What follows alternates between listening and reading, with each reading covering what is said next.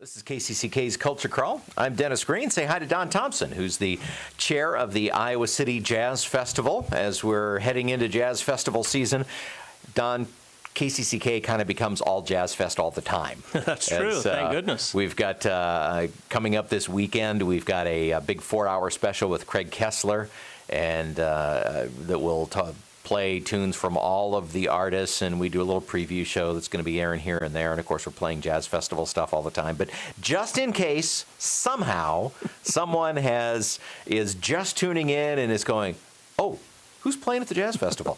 That's what we're here to talk about today, because a week from today we will be hip deep in the 25th edition of the Iowa City Jazz Festival. So, you've heard the music. There are lots of places you can go to talk about the schedule and all, and we'll hit that stuff just a little bit. But really, what I want to talk about with you today, Don, is just kind of more the mindset and of the organization heading into what are we trying to accomplish with the Jazz Festival? Because planning the festival is one thing, but you spend hundreds of hours in the off season, listening to music and crafting with the help of a great committee the how that lineup's going to look. What are you trying to accomplish when you're programming the festival? Well, the first thing that we're trying to do is really present great music. We're not trying to present artists that played in certain jazz festivals last year or the year before. We're not looking at the lineups of other festivals, which really is kind of surprising when I look at them and I see that, they're mixing what we would consider really great jazz musicians with some pop music and, some other kinds of things.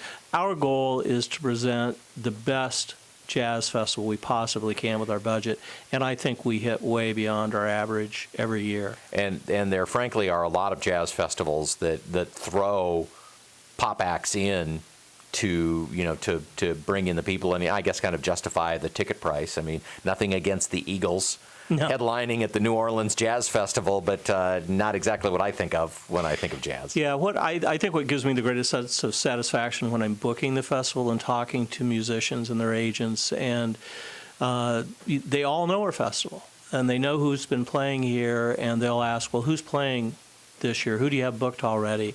And I'll start telling them who we have, and they just start saying, wow, that's a great festival, I want to play it.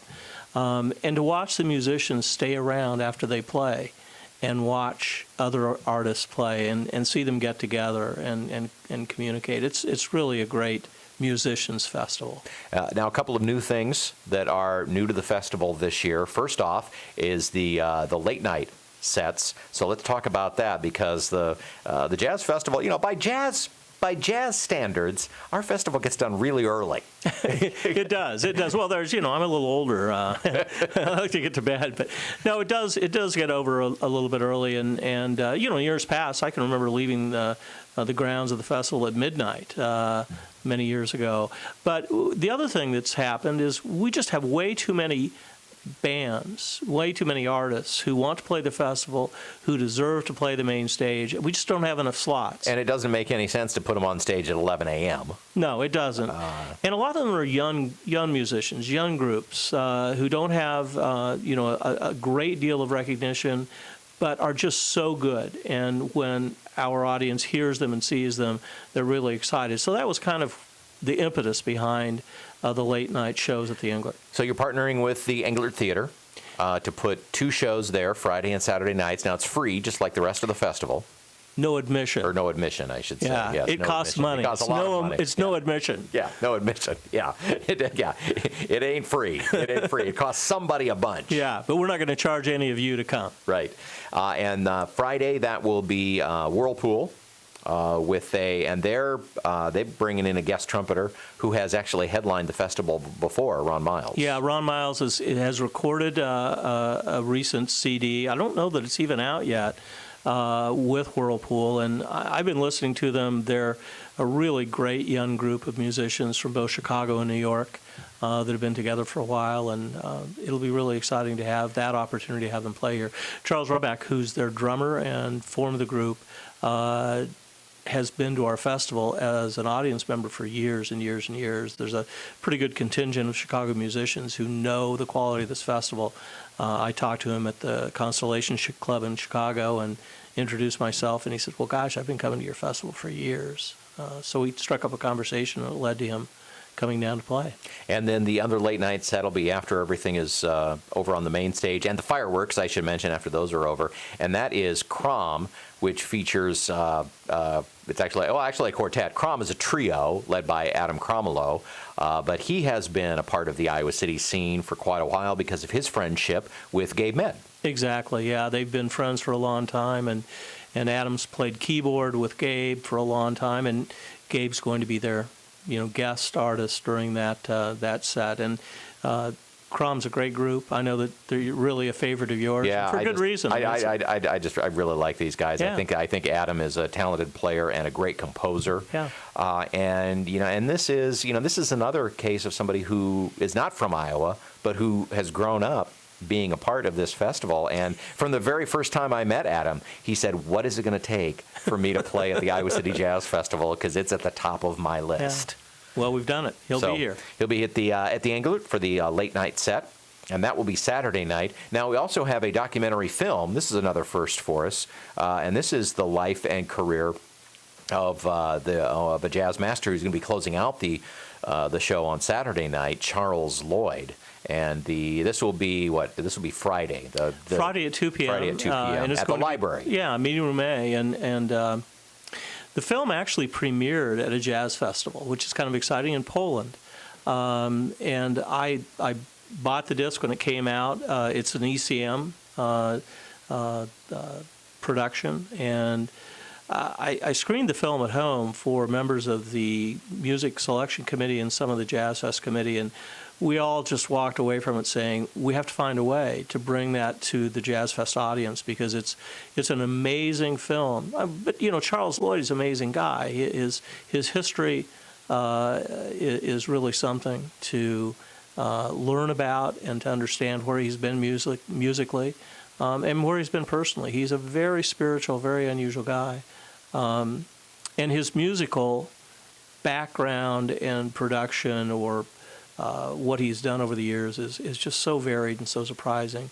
I think one of the best experiences I've had musically listening to somebody in years was in Chicago at the Symphony Center, listening to him play with his group called Sangam, with Hussein playing the tablas and Harry Carlin on drums. I mean, think of that, a reed player, a tabla, which is a traditional Indian percussion instrument. It's kind of a keyboard percussion instrument. Yeah, and a drummer, and it was just unbelievable music. And so that's going to be pretty exciting. On top of showing the film, though, his wife, Dorothy Darr, co-produced the film, and she and Charles Lloyd have agreed to do a question and answer session following the film, which will be at 4 o'clock.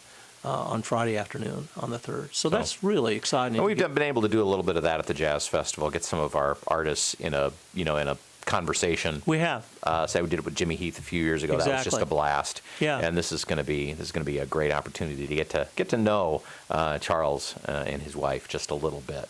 Now, as I've said, we're not really talking schedule, just talking about some of the highlights and some of the different things that are going on kind of almost behind the scenes at the Jazz Festival. Before we close, I want to talk a little bit about the exchange program that we're doing with the Twin Cities Jazz Festival and some musicians out of the Minneapolis-St. Paul area, because this is probably something that a lot of people are not aware of. Yeah, it's really exciting. I'm trying to think of, maybe it was a couple of years ago, somebody from the Twin Cities who we all know is always at the festival approached me and said, I'd like to introduce you to some people from the Twin Cities Jazz Festival. And the chairman of the board was one of the people she introduced me to. And we started talking about our festivals and our young musicians and opportunities that we might have to collaborate and cooperate with one another. And I drove up last October and spent 3 days in the Twin Cities, visited with all the people literally associated with jazz in the Twin Cities, musicians and others. And what grew from that, or grew out of that, was the idea that we should start exchanging our really young, talented musicians. And so on the main stage this year, we'll have a group from the Twin Cities called the Atlantis Quartet. And Laranja, an Iowa City group who's played our main stage, will be going to the Twin City Festival this weekend and playing their main stage. And I think we'll do that every year. I mean, the start is something we'll continue. But I think it's also really focused on developing opportunities for our young musicians to go to the Twin Cities to play in their clubs, and vice versa, for the Twin Cities musicians to come. And we down also here. have a high school group. We do. High school groups that we're exchanging, too. And we've had the Dakota combo here before, which is a combo from the Twin Cities that's put together by really a sense of competition. So the Dakota Quartet will be here, or the Dakota combo from the Twin Cities will be here playing on the youth stage. And there's a group going from Iowa City High to the Twin Cities to play their festival this weekend on a local stage. Excellent, excellent. I think that's a great opportunity for both groups, and I really love how we're finding ways, because traditionally it's been a little difficult for us to get our student musicians involved in different aspects of the festival. I mean, we've got our big bands from both the north and south ends of the corridor, but Right. because it's summertime,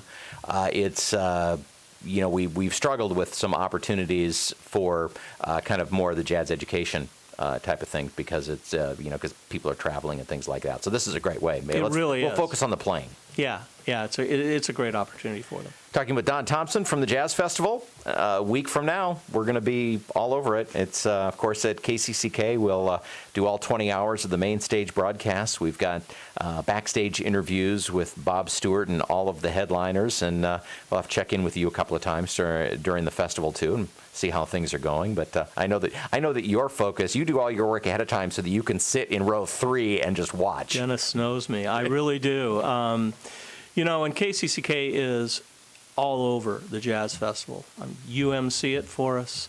I always am backstage watching the interviews of the musicians after or before they play.